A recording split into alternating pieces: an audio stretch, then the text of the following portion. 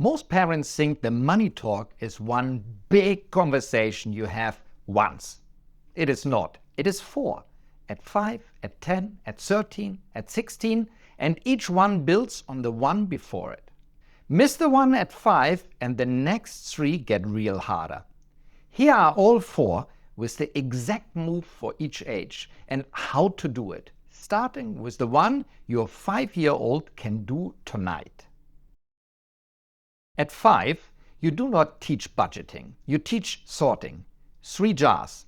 Every day, fun, and future me. Money comes in and it gets split across the 3 before a single coin is spent. A 5-year-old cannot plan a month. Their brain is not there yet, but they can do one thing perfectly. They can sort. So you match the lesson to the age. The skill at 5 is splitting money into groups and learning to wait for one of them. And 5 is not too young. Researchers at Cambridge University found the habits that decide how we handle money are mostly set by about age 7. So you're not racing a deadline, you are building the wiring while the window is still open. 1. Use 3 clear jars, never a piggy bank.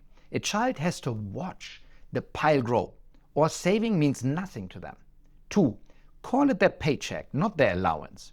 A gift gets spent without a thought. A paycheck is something you manage.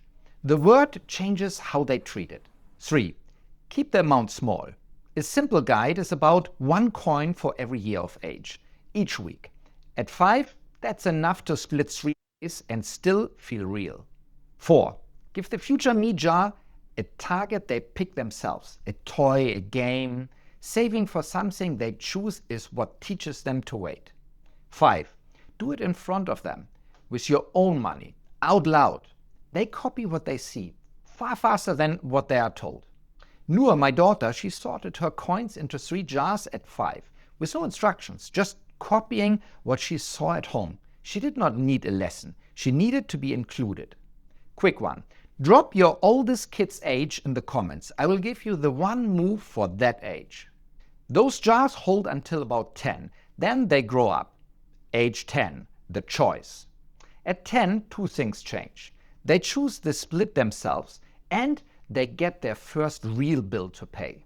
By 10, a child can weigh 2 choices and hold a goal in their head. That is exactly the brain you need for the most important money idea there is, opportunity cost. If you spend on this, you cannot spend on that. Get that one idea in early and most of money makes sense. 1. Give them their first real bill. Take one thing you already pay for them, the school bus or the lunch money. Add that exact amount to their money and let them pay it themselves from the essentials jar. They are not getting an allowance anymore. They are covering a real expense with money you handed over for that purpose. 2. Hand them the split. At 5, you set the 3 jars. At 10, they decide how much goes in each. Ownership of the decision is what makes them think. 3. Drill opportunity cost out loud. In the shop, make them say it. If I can buy this, I cannot buy that. Hearing themselves say it does more than any explanation ever will. 4. Make saving grow where they can see it. Each month, add a little interest to what stayed in the future me jar. At 10%, 20 becomes 22. Small, but they feel it. And saving turns from a sacrifice into a reward. 5. When the fun jar runs empty, do not refill it. Let them feel the weight. The empty jar is the lesson, and it's the one lesson a lecture cannot teach. At age 10, Noor, my daughter, spent her money the second it landed. Sweets, makeup, gone by Saturday. So I gave her the system, not a speech. Once savings started to grow, she asked the question every parent waits for. What do I do with the money I'm saving? It's just sitting there. That question is the door to investing. We open it at 13. If you want the exact move for your kid's age, subscribe. That's what this channel does every week. One family money system you can actually run. Remember, this was never one big talk. It is 4, and you are already 2 in. 5 and 10 build the habit. At 13, they run real money. Age 13, the operator. At 13, you stop teaching and hand over the controls. A 13-year-old can run real money. Most parents just never let them. The limit at this age is the parent's nerve, not the kid's ability. Essentials becomes a cash jar. You fill it with the cash for the bills they now cover, and they pay in cash. Handling real notes, watching them leave your hand, teaches more than any tap on a screen from a phone. Comfort, on the other hand, goes on a card, and the card is the clever part. Load it once for the month. A debit card stops working the second the account hits zero. A credit card lets you mostly set a spending limit right in the app, and it declines at that limit. Either way, when the money is gone, the card says no. So you never have to be the one who does that. Here's the real catch, because parents hit a wall here. Many banks will not give a card to a young teen. Mine would not. At 12, they refused. So we put a debit card in my name and gave it to her just for the comforts. Same lesson, no permission needed.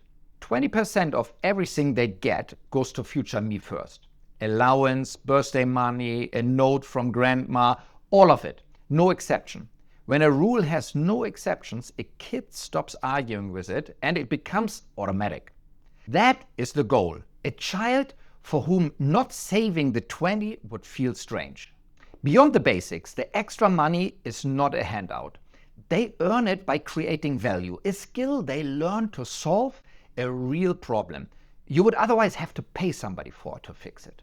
Not chores. Chores are just being part of the family.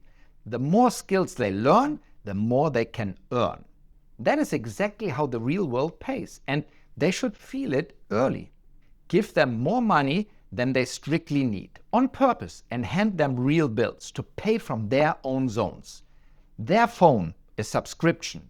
Now it is not pocket money. It is a budget they run with real consequences if they get it wrong. When the future me money grows, split it. Some stays as cash on purpose, as an emergency fund for surprises, like in the real world. The rest goes to work. Teaching a kid to keep a cash cushion and invest the rest at the same time is teaching them something most adults still get wrong. Now the workaround nobody tells you. A 12-year-old cannot open a brokerage account. So she invested under mine. Her money, her choices in a low-cost index fund and ETFs, the boring, sensible kind.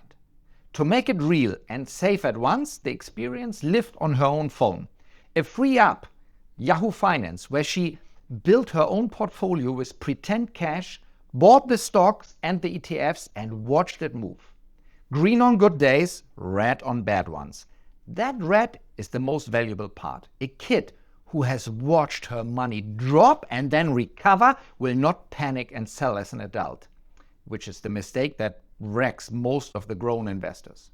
By 12, Noor ran her own cash jar, her own comforts card, and owned 2 S&P 500 ETFs. Real money before she was a teenager.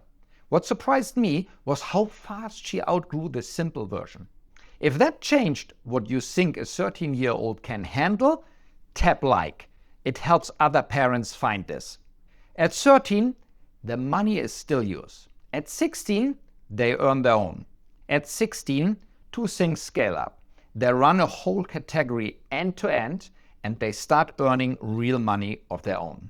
Use the ramp. Put the phone bill in their name around 15. Hand them a real closing budget around 16. Give them the season's money in one go. Then step back and let them run it. They will overspend in week 2, the first time. Good. A 16-year-old who runs out while you're still in the room learns a lesson that is cheap now and brutal later, when the stakes are rent and you're not there. The moment they earn a real wage from a job, babysitting, mowing lawns, the investing grows up too. Now they can have an account in their own name, funded by their own work. And in many countries, that can be a tax advantage account. They keep for life. You can match what they put in the same way a good employer would. This is where you show them the math, because at 16 it will land.